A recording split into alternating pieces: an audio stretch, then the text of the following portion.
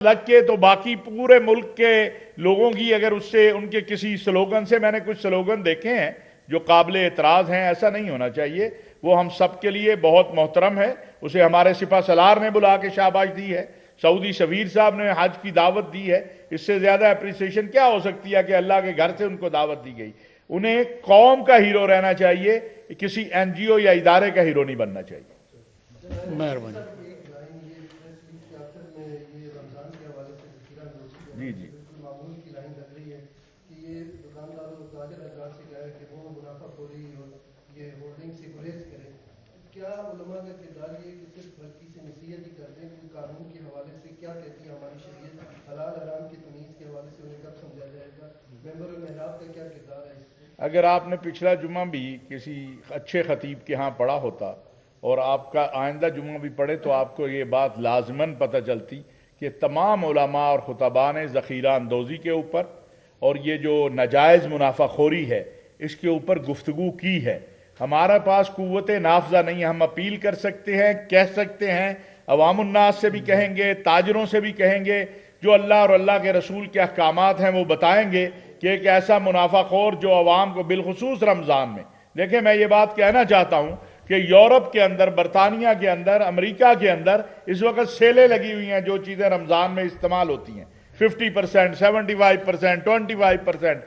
हमारे मुल्क में बदकिस्मती से वो चीज़ें जो कम होनी चाहिए वो बढ़ जाती हैं। ऐसा मुनाफाखोर के लिए तो अल्लाह के नबी सल्लल्लाहु अलैहि वसल्लम ने वईद दी है, लानत की गई है ऐसे लोगों के ऊपर जो लोगों की रोज़मर्रा की ज़िंदगी की अशिया को जो है वो इतना मुश्किल बना दें कि लोग ख़रीद ना सकें। तो हम अपनी बात कर रहे हैं, आपके ज़रिए भी अपील करते हैं। ये समझे एक फतवा है, ये एक लाइन नहीं है। इस्लामी नज़रियाती कौंसिल का ये फतवा है कि इस तरह की ज़ख़ीरा अंदोज़ी या नाजायज़ मुनाफाखोरी जिससे आम आदमी जो है उसकी पहुँच से चीज़ें दूर हो जाए, कतन जायज़ नहीं। डॉक्टर साहब, आपने यहाँ पे के चेयरमैन दो गुजारे हैं, आप क्या समझते हैं कि हुकूमत ने जो आपकी सिफारिशात हैं जो हुकूमत गुजरी है, किसने उस पर अमल दरामद किया है?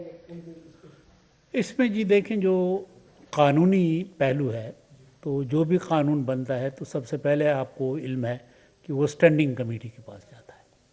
तो स्टैंडिंग कमेटी हमेशा इस्लामी नज़रियाती कौंसिल को एतमाद में लेती है, ऑन बोर्ड लेती है, और हमारे और स्टैंडिंग कमेटीज़ के दरमियान मुसलसल एक तामुल जारी रहता है।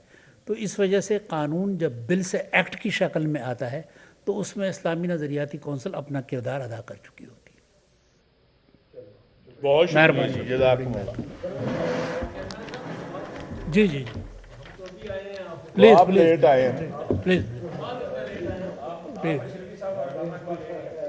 जी जी, गो चेयरमैन साहब आपसे भी सवाल है और पाकिस्तान उलमा कौंसिल के चेयरमैन भी बैठे हैं और मामला खुसूसी भी हैं।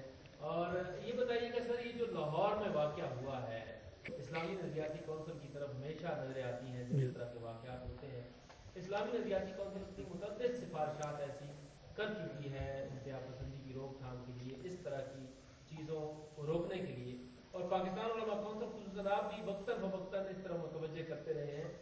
ये बताएं कि अमली इक़दाम क्या होने चाहिए कि इस तरह की जो वाक़यात हर कुछ अरसे बाद बढ़ते हैं जिसकी वजह से कशीदगी में इजाफा होता है, मुल्क की बैनुल-अक़वामी सतह पर बदनामी होती है, इसकी रोकथाम कैसे यकीनी बनाई जाएगी? उलमा की कोई आप तरबियत जी जी जी, देखें, एक लंबा इसका तो जवाब है जो कि ज़ाहिर है कि मौजूदा जो सूरत हाल है इसमें हम ज़्यादा तफसील में नहीं जा सकते।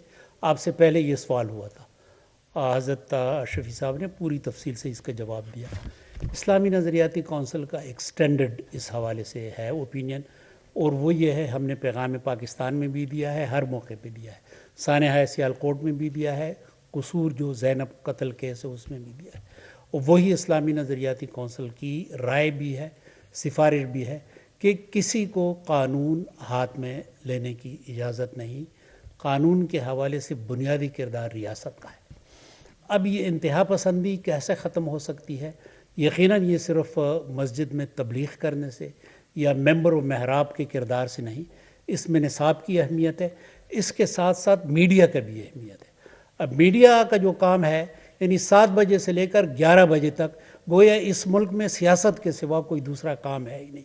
آپ نے کوئی صحت مندانہ تفریح قوم کو دی ہے. جب آپ صحت مندانہ تفریح نہیں دیتے تو پھر ظاہر ہے کہ قوم کے اندر، نوجوانوں کے اندر جو مادہ ہوتا ہے اور جس کا اخراج کبھی کبھی مطلوب ہوتا ہے وہ پھر غلط راستوں سے نکل جاتا ہے.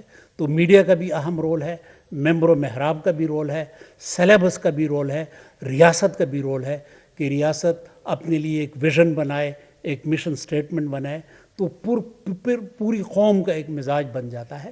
اور ہمارے ہاں ایسی قومیں موجود ہیں، مثلا جاپان ہے، مسلمان قومیں ہیں، انڈونیشیا ہے، ملائیشیا ہے. تو یہ ایک تفصیل طلب معاملہ ہے، لیکن یہ کچھ نکات ہیں جو میں نے آپ کے سامنے پیش. تیسری ٹرم کے لیے آپ کو آفر کی گئی یا آپ کی سمجھی گئی تو ایکسیپٹ کریں گے یا باقی کام؟ یہ تو ظاہر ہے کہ ریاست کی ذمہ داری ہے اور ریاست کا کام ہے، ریاست کے اپنے فیصلے ہوتے ہیں. ریاست ظاہر ہے کہ چیئرمین ہی ہوتا ہے. میں آپ کو کیوں پریشانی لا رہا ہوں؟